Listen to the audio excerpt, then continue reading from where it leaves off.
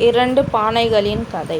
ஒரு ஏழை ஒரு கிராமத்தில் வாழ்ந்து வந்தான். அவன் தன் வீட்டுத் தேவைக்காக தினமும் ஆற்றிலிருந்து தண்ணீர் எடுத்து வருவதை வழக்கமாகக் கொண்டிருந்தான். தண்ணீர் எடுத்து வர அவன் 2 பானைகள் வைத்திருந்தான்.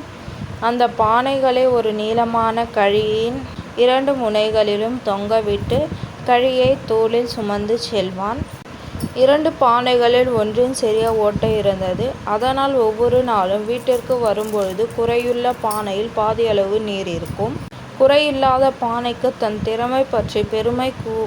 குறையுள்ள பானையைப் பார்த்து எப்பொழுதும் தன் குறையைக் கிண்டலும் கேலியும் செய்து கொண்டே இருக்கும். இப்படியே 2 வருடங்கள் கழிந்துவிட்டன. கேலி பொறுக்க முடியாத பானை அந்த எஜமானைப் பார்த்து பின் வருமாறு கேட்டது. ஐயா, என் குறையை நினைத்து நான் மிகவும் கேவலமாக உணர்கிறேன். உங்களுக்கு தினமும் என் குறையால் வரும் வழியெல்லாம் தண்ணீர் சிந்தி உங்கள் வேலைப் பளு மிகவும் அதிகரிக்கிறது.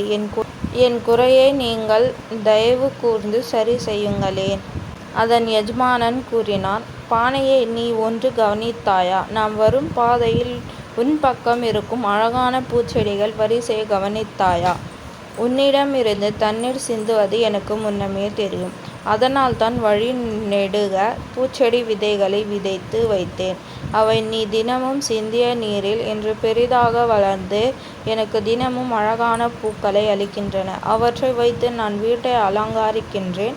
மீதமுள்ள பூக்களை விற்று பணம் சம்பாதிக்கின்றேன். இதைக் கேட்ட பானை கேவலமாக உணர்வதை நிறுத்திவிட்டது. அடுத்தவர் பேச்சைப் பற்றி கவலைப்படாமல் தன் வேலையை கருத்துடன் செய்யத் தொடங்கியது.